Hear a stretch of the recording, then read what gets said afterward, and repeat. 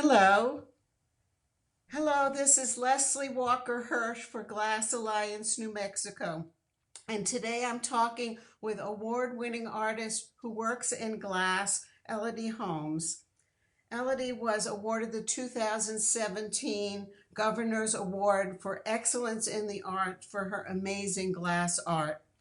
Elodie is the owner of Liquid Light Glass Studio and happily a former board of directors member of Glass Alliance New Mexico and a current member. And actually, she's one of our own. Good morning, Elodie. Good morning. Well, it's great to see you. So, how did you know that glass? How did you decide that glass was the right medium for your amazing art? Well, I started out doing ceramics in high school, and then when I went away to art college, I specifically chose a program that had glass. So it was at California College of Arts and Crafts in Oakland. And really, the minute I had a blowpipe in my hand, I was quite intrigued, and that bug bit me, and it never let go.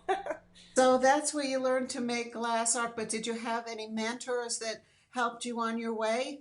I did. My glass program, I studied under Marvin Lepofsky, and he was one of the founders of the glass movement in the college settings.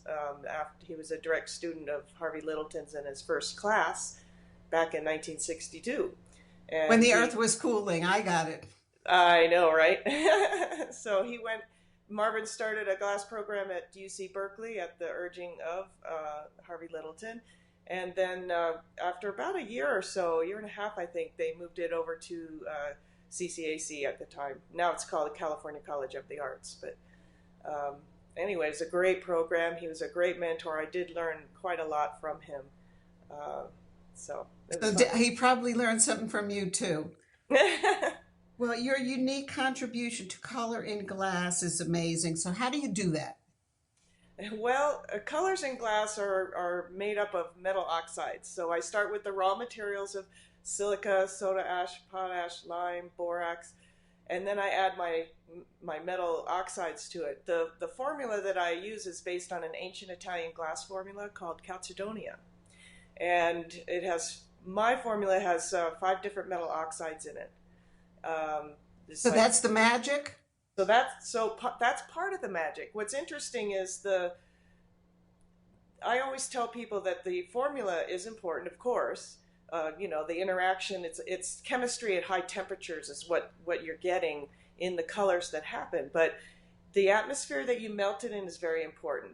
In other words, the gas and air mixture that I have in my furnace is very important with how rich or washed out the colors will be. So I have to work with that. And then once it's ready, cooked down after several days, how much I heat it and cool it once it's on the blowpipe is very critical. It's actually even most critical because it's really easy to overheat it, and the colors get kind of washed out. They get very kind of brownish and tans and things like that. So to get the vibrancy of all the blues and the purples and the greens and yellows, it's very rainbowy. But that's all about that timing when it's on the blowpipe. So that's where chemistry meets art.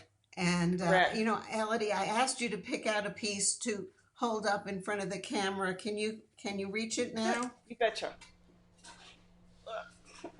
I'll just get up here so you can see it. It's kind of a big piece. So Oh, this it's is sort of, beautiful. Well, thank let's you. step back once there. It's gorgeous. Not only the colors, but the shape is gorgeous too. Thank you. It's actually, I spin these out off center and they flatten out a little bit, and then later on I'll cut this part off after it's out of the kiln, and I bring it back to a polish, and then I mount these on metal stands, and they actually swivel so you can actually view both sides of the piece. This is a classic example of the original formula of the Calcedonia that I melt, and you can kind of see without the glare of the lights behind it that it has a lot of different colors in it. From purple and amber and blue. I've even got some aqua going on the inside. I don't know if you can see I that. see that. But anyway, it's a magical color that's always intrigued me. I started working with it out at the Glory Hole Glassworks with Peter Vanderlyn. He was melting the color, And I continued tweaking the formula once I built my own studio. And it's taken years to really make this color sing. It really is all that intuitive and paying attention to the timing when it is on the pipe. And it depends on how long the color's been in the furnace. You know, if it's been in there 2 weeks, it does something. If it's been in there 3 weeks, it really changes. And if you do it right away the day after charging, it's completely different. And each piece you do in the same day is different from the previous piece. So if I did another piece similar to this in the same day, the colors would be laid out. They'd be a similar palette, but the actual striations where they lay and everything would be different. So that intrigues me also. I just love that chemical reactions with the glass. It's just really beautiful. So it's somewhat of a surprise what the finished product looks like, but it's the same color palette. So they have a certain Yes, uniformity and your style is easily recognizable no matter where it is. exactly, exactly. So how would you describe your art? How would you describe my art? Well, part of it is, the chemical reactions and I guess I'll sit back down. Uh, I love in terms of the color, I love playing with the chemical reactions, but the forms that I use are a lot based on sort of, a lot of them are organic kind of figures, forms, like I do with the Aurora sculptures. I stretch and pull the glass and I kind of steer it in a direction that it looks like it just sort of grew there naturally, almost like a shell. I mentioned to someone the other day that some of my influences were from beachcombing as a young kid. We used to go to the beach every summer down to Cape Hatteras, and my mom would collect boxes and boxes of shells. Of course, we'd be helping her, and they were just so beautiful. And I love when the conch shells, you find the a fragment of a conch shell, and you can see the swirling on the inside, but all those colors that they would do, it always intrigued me. So I always, kind of with these particular forms in this series, I like the glass to do its own natural thing and grow, look like it sort of grew that way on its own. So Elodie, if somebody wanted to find out more about your work or see some more pictures of it, or find out what they do at Liquid Light with that hot glory hole in there, how would they go about that? Well, my shop and gallery is located at 926 Baca Street in Santa Fe. And we are open Monday through Saturday, 10 to 5. So we're closed on Sunday. During the day when we're open, you're welcome to come in and watch. We have chairs set up in the hot shop, and then you can, peruse the gallery. We also teach classes.